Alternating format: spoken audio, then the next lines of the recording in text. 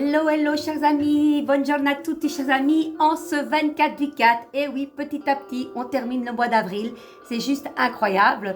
J'espère que vous allez bien, que vous avez passé un excellent week-end avec des personnes que vous aimez.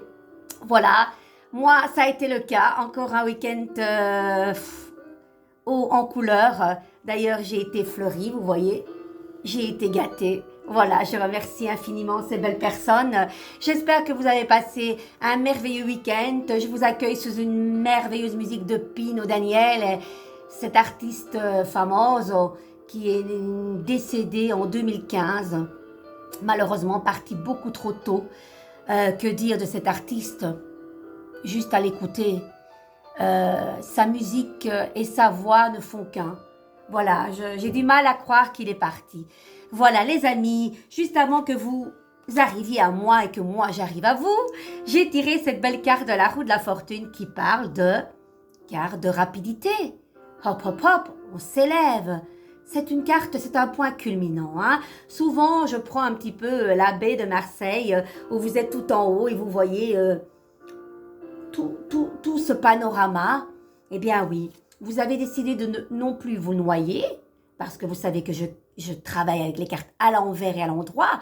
Quand elle est comme ça, on est submergé par les émotions, on se noie carrément, on ne maîtrise plus sa vie, on pense qu'on est victime et c'est la faute tout le temps des autres, tatati tatata. Mais là, nenni, c'est à l'endroit, vous avez décidé de vous relever tout en haut.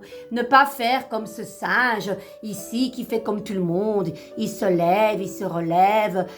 Voilà, le singe fait comme tout le monde. Hein. Il imite, mais il n'est pas vraiment lui-même.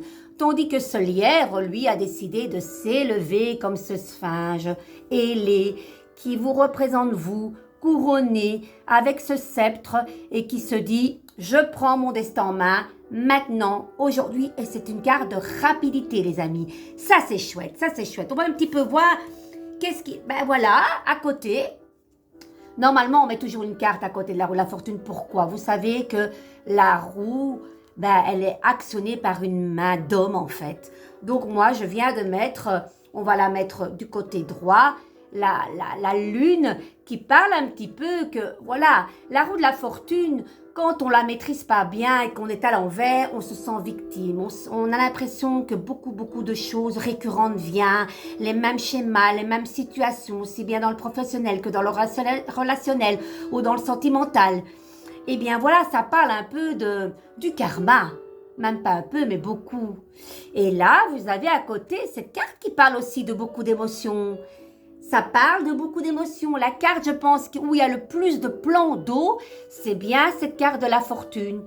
Tout simplement, en observant ces cartes, vous ne devez pas être expert dans le tarot, vous constatez que le plan d'eau est très conséquent.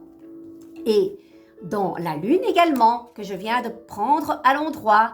Donc, voilà, il y a des émotions, mais on les gère assez bien, on discerne les choses. Voilà, on essaye de communiquer clairement. Vous voyez, le passé revient peut-être. Il y a peut-être des situations où vous allez peut-être au mois de septembre changer soit d'un endroit à un autre, soit de statut, soit aller vers un pays un peu comme la Turquie ou voilà, méditerranéen, au bord de l'eau, quelque chose que vous aimez, où vous allez vous ressourcer. Voilà, ça parle de ressourcement aussi. Voilà, ces deux cartes parlent aussi au niveau des planètes et de la pleine lune, de plein de changements, de ces émotions qu'il ne faut pas nier surtout. Elles sont là, on les accueille. Des fois, ça peut être un état de tristesse aussi. Mais quand on accueille ça avec paix et sérénité, de se dire que des fois, on ne peut pas tout maîtriser. C'est ça le problème de l'être humain, c'est qu'on veut souvent tout contrôler et maîtriser. La preuve, vous savez, pendant la Covid et ce confinement, on s'est retrouvé de ne pas pouvoir maîtriser son destin et que c'était contrôlé par d'autres. Et ça nous a énormément déstabilisés. En tout cas, beaucoup d'entre nous ont été déstabilisés parce qu'ils ne savaient plus contrôler ni maîtriser. Mais des fois, il faut lâcher prise et ne pas toujours tout vouloir comprendre. Voilà. Voyons les choses sous un autre angle. en prenant de la distance avec certaines choses, pas toujours être dans le, voilà, dans le vouloir tout le temps, dans le vouloir. Ça, c'est important. Voilà, c'est génial. Et alors, j'ai tiré une carte qui parle de semer. Regardez, avec l'oracle de la métamorphose que vous connaissez. Alors, cette carte vous dit, quand je sème l'amour, en vérité, je récolte des graines d'une splendeur éblouissante. Regardez, qu'elle est belle. Allez, on va de ce pas voir ce que nous dit cette belle carte. Et n'oubliez pas de me dire dans le post ce que vous en pensez, les amis. C'est très important avec des mots, des mots, des mots, des mots. Je veux pas de smiley, je veux pas de trucs, ouah, non, non, des mots, sinon vous ne mettez rien. C'est comme ça. Voilà. Allez, on y va. Cette carte vous invite à semer l'amour dans votre vie. Sème-t-on pour récolter ensuite? Semer l'amour, c'est comme parfois prêcher dans le désert. Cela semble ne servir à rien et pourtant l'abandon à l'amour est tellement bon.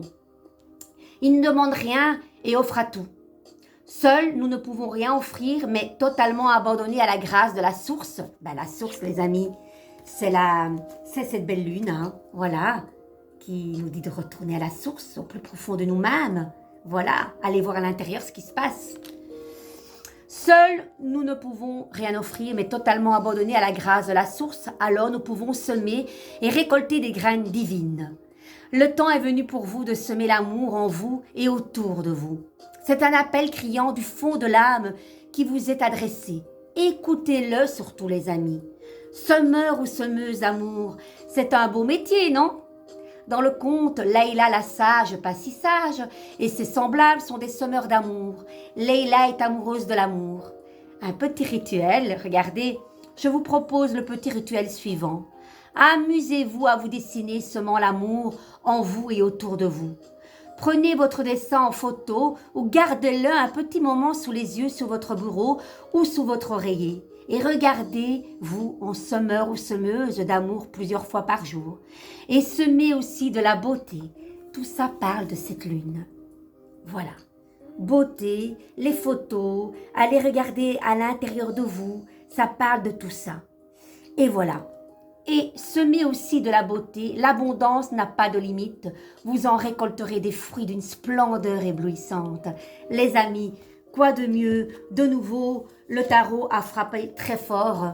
Voilà. Je ne sais pas si ça vous parle. Moi, elle me parle, mais juste à 1000%. Voilà, les amis. Je vais vous quitter avec cette belle mélodie de cette immense artiste. Et je vous dis, allez, vivez une merveilleuse journée. Et je vous dis à bientôt et prenons soin de nous, d'accord? Bisous, bisous, bisous. Et accueillez vos émotions.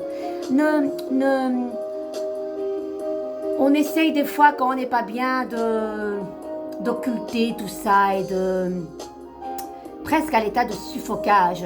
Eh bien non, exprimez-vous. Peu importe ce que vous faites, mais exprimez-vous. Ça va? D'accord? Il y a un truc qui me gêne dans les yeux. Je vous embrasse très fort. À bientôt. Bacino, bacino. Ciao, ciao.